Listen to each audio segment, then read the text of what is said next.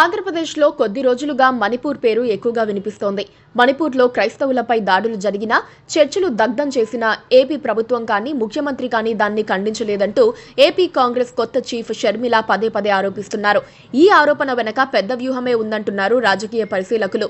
ఏపీలో జగన్మోహన్ రెడ్డి పార్టీకి ఉన్న క్రైస్తవ ఓటు బ్యాంకుకు గండి కొట్టాలన్న ఉద్దేశంతోనే కాంగ్రెస్ హైకమాండ్, టీడీపీ అధినేత చంద్రబాబు నాయుళ్లు షర్మిల చేత మణిపూర్ ఇష్యూని తెరపైకి తెప్పించారని వారు అనుమానిస్తున్నారు. అయితే ఇది అంత వర్కౌట్ అయ్యే వ్యూహం అయితే కాదంటున్నారు పరిశీలకులు.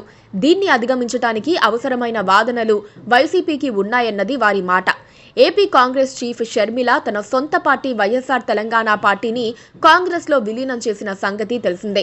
దానికోసం ఢిల్లీ వెళ్లిన షర్మిల, సోనియా, రాహుల్ గాంధీల సమక్షంలోనే కాంగ్రెస్ లో తాను ఎందుకు చేరాల్సి వచ్చిందో వివరణ ఇస్తూ మణిపూర్లో క్రైస్తవులపై దాడులకు కేంద్రంలోని బీజేపీ ప్రభుత్వమే కారణమని ఆరోపించారు.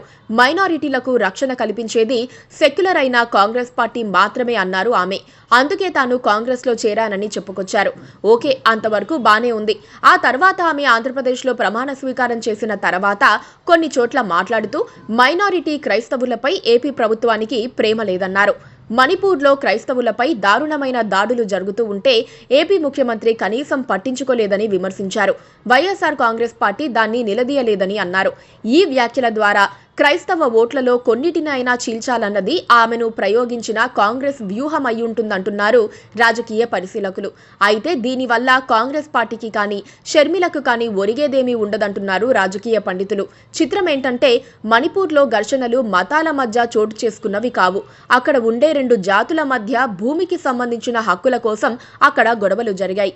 దశాబ్దాలుగా అక్కడి గిరిజనులైన కుకీలు, మైదాన ప్రాంత ప్రజలైన మెయితీల మధ్య హక్కుల కోసం ఘర్షణలు జరుగుతూనే ఉన్నాయి. వాటిని మతాల మధ్య చిచ్చుగా కొంతమంది రాజకీయ నేతలు మార్చే ప్రయత్నం చేస్తున్నారు.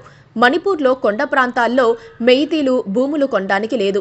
అక్కడి భూములన్నీ మన రాష్ట్రంలో 170 చట్టం అమల్లో ఉన్న ఏజెన్సీ ప్రాంతాల మాదిరిగా గిరిజనుల మధ్యనే లావాదేవీలు జరగాలి. భూములపై వారికి మాత్రమే హక్కులు ఉంటాయి. అయితే మణిపూర్ లోయ ప్రాంతంలో ఉండే మెయితీలు తమని ఎస్టీ జాబితాలో చేర్చాలని కోరుతున్నారు. అలా చేరిస్తే అప్పుడు 170 చట్టం నుండి తమకు ఇబ్బందులు ఉండవన్నది వారి వ్యూహం. తమని ఎస్టీలో చేరిస్తే కొండ ప్రాంతాల్లో భూములు సొంతం చేసుకోవచ్చని వారు భావిస్తున్నారు.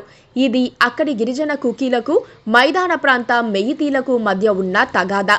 ఈ వివాదాన్నే మతాల మధ్య చిచ్చుగా చూపించి రాజకీయంగా లబ్ధి పొందటానికి ఏపీ కాంగ్రెస్ చూస్తోంది. ఇక్కడే షర్మిల పప్పులో కాలేశారని చెప్పాలి.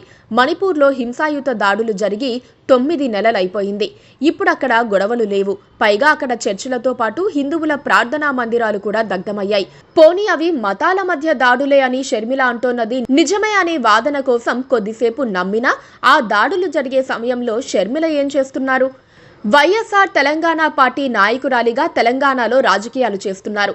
అప్పుడు మణిపూర్ గురించి ఆమె ఒక్క మాట మాట్లాడలేదు. కొద్ది వారాల క్రితం ఆమె కాంగ్రెస్లో చేరే వరకు మణిపూర్ ప్రస్తావనే ఆమె ఎక్కడా తీసుకురాలేదు. మరి ఇప్పుడే ఏపీలో ఎన్నికల ముందే ఆమెకు మణిపూర్ ఎందుకు గుర్తొచ్చినట్లు అని నిలదీస్తున్నారు రాజకీయ పరిశీలకులు. అదీ కాకుండా మణిపూర్లో హింసాయుత దాడులు జరిగినప్పుడు వైఎస్ఆర్ కాంగ్రెస్ ఎంపీలు పార్లమెంట్లో వాటిని ఖండించారు. మైనారిటీలపై దాడులకు తెగబడిన వారిపై కఠిన చర్యలు తీసుకోవాలని డిమాండ్ చేశారు. అంతకన్నా ఏ రాష్ట్ర ప్రభుత్వమైనా, ఏ రాజకీయ పార్టీ అయినా ఏం చేస్తుంది? మణిపూర్ క్రైస్తవులపై అమాంతం ప్రేమ ఒలకబోస్తున్న షర్మిల మతాలను తెరపైకి తీసుకురావటం ద్వారా మతోన్మాద శక్తులను రెచ్చగొట్టే పాపానికి ఒడిగడుతున్నారని మేధావులు అంటున్నారు. అది ఎంతమాత్రం మంచిది కాదంటున్నారు వారు. ఇటువంటి మతోన్మాద వ్యాఖ్యల పట్ల ఆంధ్రప్రదేశ్ ప్రజలు అప్రమత్తంగా ఉండాలని, విజ్ఞతతో వ్యవహరించాలని వారు సూచిస్తున్నారు.